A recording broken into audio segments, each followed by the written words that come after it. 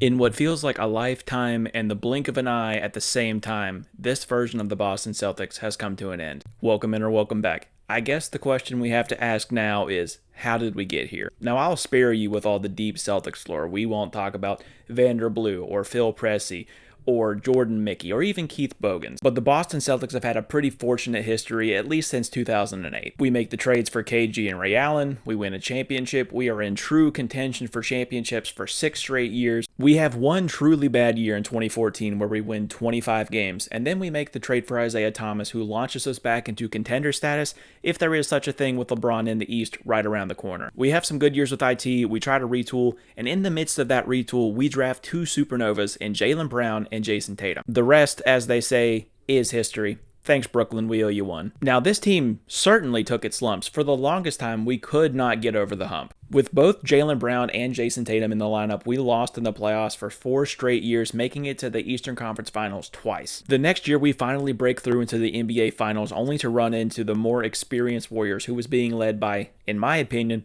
the greatest point guard of all time, Steph Curry, who was on a mission to prove that he was the guy for that team, and he could get it done without Kevin Durant. That Warriors team and Steph Curry were out to prove that that team was not over the hill, and Steph Curry wanted to deliver one more masterclass, and deliver he did. The next year, all of Celtics fandom kind of agrees, yes, this is our year. We took our lumps in the finals. This is our year to win it. We took our one finals loss on the chin, and now we are ready to go take that crown. Oh, what's that?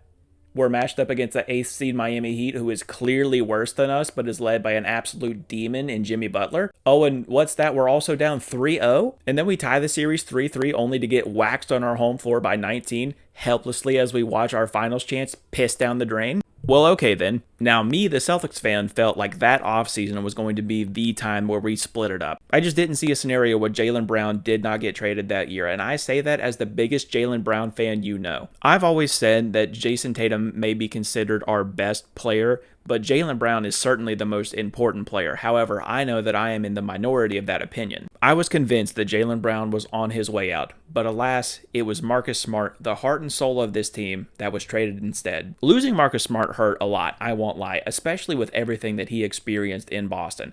I understand that his trade directly led to us winning a championship. We traded for Kristaps Porzingis, and we don't win that championship without him.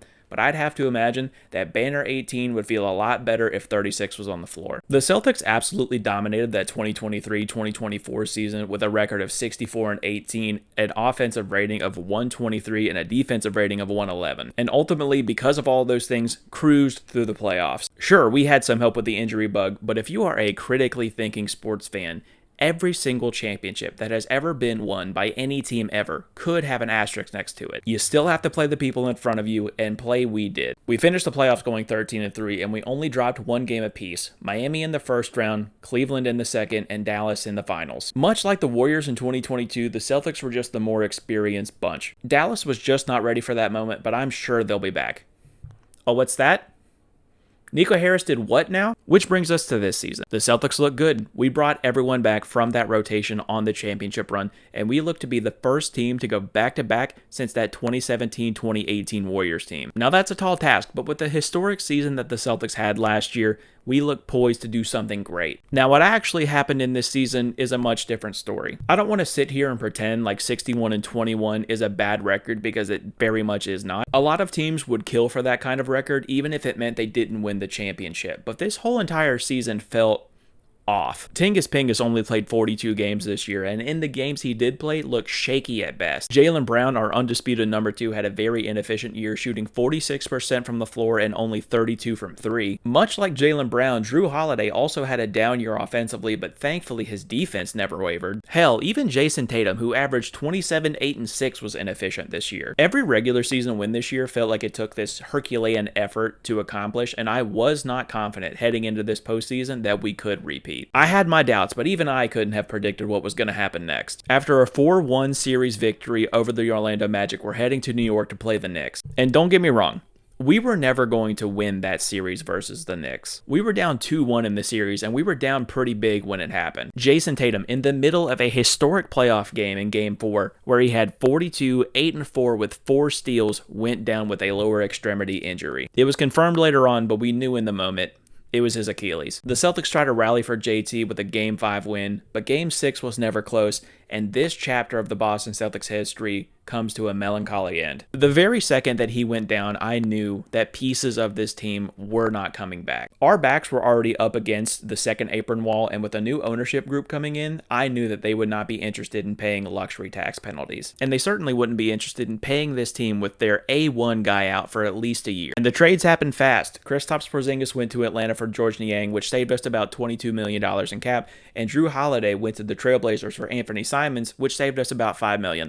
Two core pieces of our championship run gone in the blink of an eye, and the moves didn't stop there. We lost our backup center to the San Antonio Spurs, where they offered him $10 million a year, and it doesn't look like Drew Peterson or Torrey Craig are coming back either. And there hasn't been any confirmation at the time of this recording, but it very much looks like Al Horford is going to end up in Golden State or Denver. Yeah, sure, we're going to have some holdovers from this championship squad. We're going to have Jaylen Brown, we're going to have Derek White, and we're going to have Peyton Pritchard. But the majority of this roster is going to be brand new additions like Anthony Simons, if we keep him. Young bucks with limited experience like J.D. Davidson, Jordan Walsh, and Baylor Shireman, or rookies like Hugo Gonzalez and Amari Williams. So now that we've answered how we got here, what's next? While I would love to sit here and tell you that I believe that Jaylen Brown, being the number one guy for this team, could backpack this team to a 60-win season and deep into the playoffs, I'm just not convinced. With injuries to guys like Jason Tatum and Tyrese Halliburton, and the departure of, and the injury too, I guess, of Damian Lillard, the East is wide open. And teams in the East have gotten a lot better. They view this year as their chance to make the Eastern Conference Finals and maybe even the NBA Finals. The Atlanta Hawks have made approximately 1,000 trades to build this team around Trae Young, and honestly, I think this may be the best roster he's ever played with. The Orlando Magic really aren't that far behind him, going out and getting guys like Tyus Jones and Desmond Bane to give that team new dimensions. And even teams like Detroit have added so much depth to build around Cade Cunningham. The best case scenario I see for the Celtics is about 45 wins this year and somewhere between the 6th and the 8th seed. Cleveland, New York, Milwaukee, Detroit,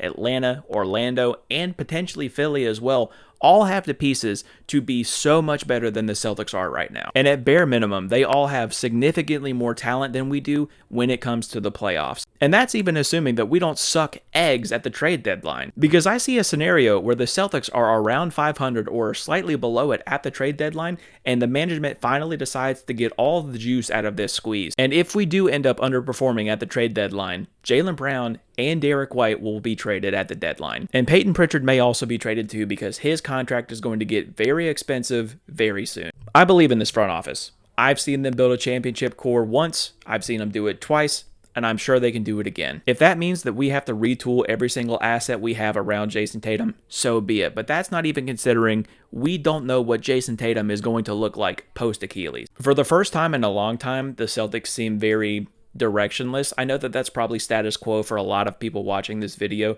but as a Celtics fan, this is unfamiliar territory. Really, I'm just sad that this had to come to an end at all. I envision Jaylen Brown and Jason Tatum playing in Boston with each other for their entire careers, winning multiple championships, and both of them having their jerseys in the rafters. And now it doesn't seem like we're going to get any of that. At the end of it all, because of one injury, we will end up with one championship and a million what ifs. But that's all I've got today. What do you think the Celtics are going to do from here on out? Let me know down in the comment. While you're down there, check out my link tree. I've got a ton of links. YouTube, Instagram, TikTok, Twitter, Blue Sky. I've got a Discord community that I'd love for you to be a part of. All the links are down there. But that's going to do it for me today. Be kind, tell somebody you love them, and I'll see you in the next one.